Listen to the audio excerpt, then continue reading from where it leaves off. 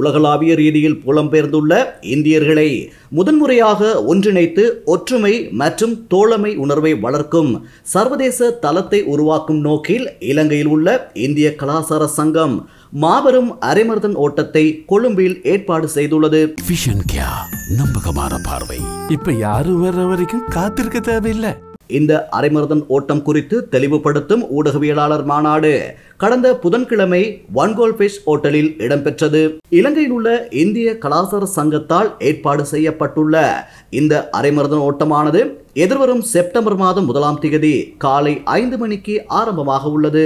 உலகளாவிய ரீதியில் பறந்து வாழும் 2375 இந்திய சங்கங்களைச் சேர்ந்த வெவ்வேறு வயதுடைய புலம்பெயர் இந்தியர்களை முதன்முறையாக ஒன்றிணைத்து ஒற்றுமை மற்றும் தோழமை உணர்வை வளர்க்கும் சர்வதேச தளத்தை உருவாக்குவதே இந்த அரைமர்தன் ஓட்ட நிகழ்வின் முக்கிய நோக்கம் என இலங்கையில் உள்ள இந்திய கலாசார சங்கத்தின் தலைவர் கேப்டன் அனிர்பன் பனர்ஜி தெரிவித்தார். அரைமர்தன் ஓட்டப்போட்டி மட்டுமல்லாது ஆரோக்கியம், ஒற்றுமை, சமூக ஆதரவு மற்றும் நிலையான சுற்றுலாவை ஊக்குவிக்கும் ஒரு நிகழ்வாகும். அத்துடன் உடல் உறுப்பு தானம் பற்றிய விழிப்புணர்வை ஏற்படுத்துவதை நோக்கமாக கொண்டுள்ளது. இந்நிகழ்வு இலங்கையின் கலாசாரம், ராமாயண பாதை போன்றவற்றை ஆராய்வதை ஊக்குவிப்பதுடன் சுற்றுலாவை மேம்படுத்தி பங்கேற்பாளர்களுக்கு தனித்துவமான கலாசார அனுபவத்தை வழங்குகிறது. ஒவ்வொரு மரதனும் ஒரு காரணத்திற்காக இடம்பெறுகிறது. அந்த வகையில் இது உடல் உறுப்பு தானத்தை ஊக்குவிப்பதாக அமைந்துள்ளது. புள்ளி விவரங்களின்படி உலகில் தினசரி இறப்பு விகிதம் ஒரு நாளைக்கு சுமார் 1,50,000 பேராக காணப்படுகிறது. இந்த எண்ணிக்கையில் சுமார் 1,00,000 பேர் ஒரு உறுப்புக்காக காத்திருந்து அல்லது உறுப்பு செயலிழப்பு காரணமாக இறக்கின்றனர். உலக சனத்தொகையில் 0.1% பேர் மாத்திரமே தங்கள் உறுப்புகளை தானம் செய்கின்றார்கள். உடல் உறுப்புகளை சரியான நேரத்தில் தானமாக வழங்கினால் ஒவ்வொரு நன்கொடையாளரும் குறைந்தது 8 உயிர்களை காப்பாற்ற முடியும். அரைமர்தன் போட்டி கொழும்பு காலிமுகத்திடலில் ஆரம்பித்து மெரன் டிரைவ் வழியாக காலி வீதியை அடைந்து மீண்டும் காலிமுகத்திடலை வந்தடையும். மொத்தமாக 21.075 கிலோமீட்டர் தூரத்தை கொண்டதாகும். பங்கு பெற்றுவோர் முழுமையாகவும் சவால் மிக்க ஓட்ட தூரமான 10 கிலோமீட்டரையும், குடும்பமாக பங்கு பெற்றுவோர் 5 கிலோமீட்டர் ஓட்ட தூரத்தையும் கடக்க முடியும். அரைமர்தன் போட்டியில் பங்கு பெற்றி ஒத்துழைப்பு வழங்கும் அனைவரையும் ஊக்குவித்து பதக்கமும் சான்றிதழ்களும் வழங்கப்படும். ஓட்ட தூரத்தை கடக்கும் 3 வெற்றியாளர்களுக்கு ஆண் மற்றும் பெண் என்ற அடிப்படையில் வெற்றி கிண்ணமும் பரிசும் வழங்கப்படும்.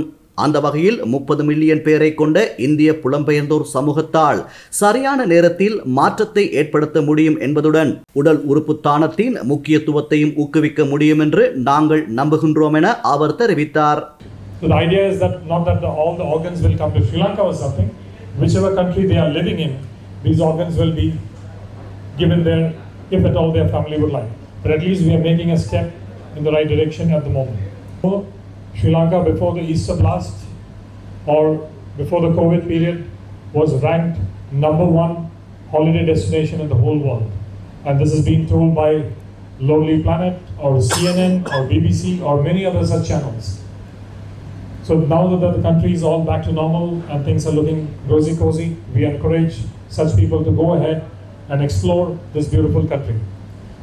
Also, many Indians who are coming here, they are a little sensitive and very emotional when it comes to the Ramayana trail. So this is a very good opportunity for them to go ahead and go to New Delhi or other places where they could meet up and check out this whole heritage place of Sri Lanka. இந்நிகழ்வில் இறுதியாக இந்திய கலாசார சங்கத்தின் ஏற்பாட்டில் நடைபெறவுள்ள அரைமர்தன் போட்டி தொடர்பான தகவல்களை வழங்குவதற்கு இணையதளம் ஒன்றும் அங்குரார்ப்பணம் செய்து வைக்கப்பட்டது. பிரத்யேகமாக உருவாக்கப்பட்ட சின்னத்துடன் டி-ஷர்ட்டும் அறிமுகம் செய்யப்பட்டது. அரைமர்தன் போட்டி தொடர்பான பதிவுகளையும் ஏனைய மேலதிக விவரங்களையும் www.icainternationalmarathon.com என்ற இணையதளத்தில் பெற்றுக்கொள்ள முடியும்.